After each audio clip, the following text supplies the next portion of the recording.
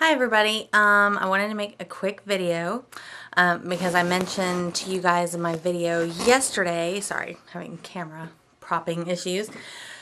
I mentioned in my video yesterday that I was going to be getting a haircut, and I did, although, I don't know, I mean, it's shorter, it looks healthier, but it's not like a drastic change, I guess, but it really needed to get done. I had split ends like all the way up to here. Not really, I'm exaggerating a little, but still, it was pretty bad.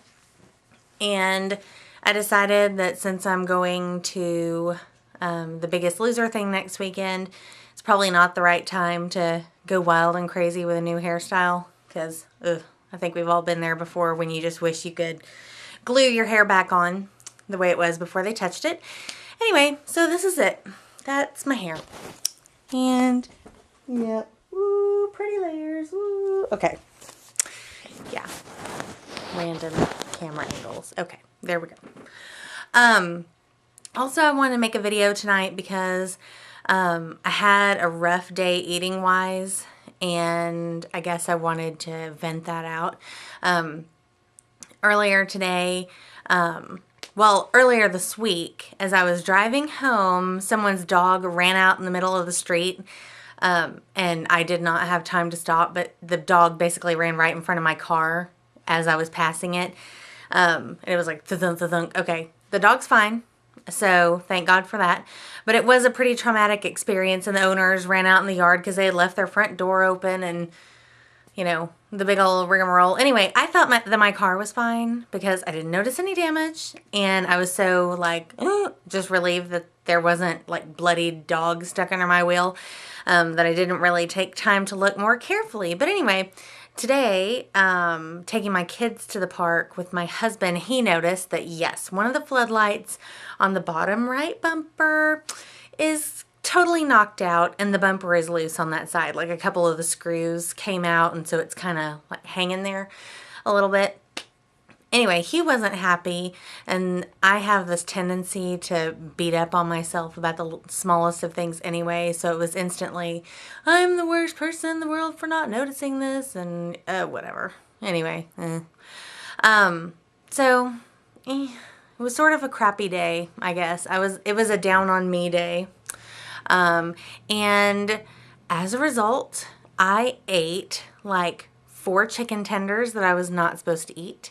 I ate honey mustard dressing that I was not supposed to eat. I made it for my family, and I was like, oh, I'm gonna have a lean cuisine and be so good, and I know, I ate it. And then I had 5, count them, 5 tag-alongs, because as I was going into the store today, of course, I ran into one of my son's friends' mothers from his elementary school, and they were selling Girl Scout cookies, and I'm like, oh, I'll buy 2 boxes to be supportive, but of course I won't eat them. Ha ha ha ha. No, I've eaten 5. So, I don't really want to throw them in the trash, but I do need to find the closest skinny person to pawn them off on. So, if you're a skinny person watching this, write down your address for me. Email. Anyway, not gonna eat any more of those cookies.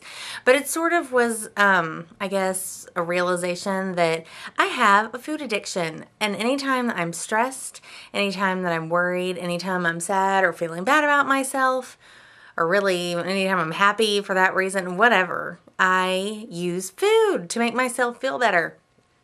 But it doesn't make me feel better, because now I'm wishing that I had not eaten 5 tag-alongs, that I had not eaten chicken tenders and honey mustard dressing. Anyway, I hate this feeling. So I'm just putting this on video so that I will look back at it and remind myself that eating things does not make you feel better in the long run. Maybe temporarily, but not in the long run. And it's also a realization, I guess, for me that this food addiction thing is not going to go away. Just like people with alcoholism aren't suddenly able to go out and have a couple of beers and go home, you know. Unfortunately, food addicts, probably, if you're watching this, you might have an issue yourself with that. Unfortunately, you can't just swear off food for the rest of your life and stay away from grocery stores. I mean, you have to eat to live. So it sort of is in your face all the time, and it's going to be every day for the rest of my life making the decision not to use food as a way to suppress my feelings or as a coping mechanism for life in general. And that's kind of overwhelming-ish. But a friend of mine who has gone down a similar path was telling me recently that dealing with an addiction like that, or a food and eating disorder, is a really long road, and it's going to have a lot of pitfalls, a lot of forks in the roads. You're going to mess up. I'm going to mess up. But as long as you pick yourself back up and get back on the road, keep trying, keep fighting, and you don't just give up and, you know, ignore your problem, then at least you are making a dent in it. And I am making a dent in it. And so, yeah, no more Girl Scout cookies. And yeah, I did, in the middle of my point today, stop and write in my journal, which did help. It really did. If I hadn't have written in my journal, I probably would have secretly hidden in my room and eaten the entire box of Tagalong. So, I guess we averted like possible disaster there.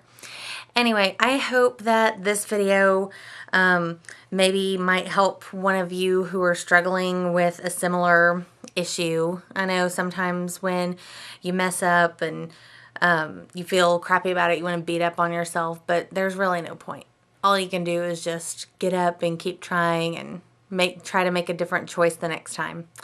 And that's what I'm going to do. So, anyway, I hope you all have a great rest of the weekend, and I'll see you again soon. Bye.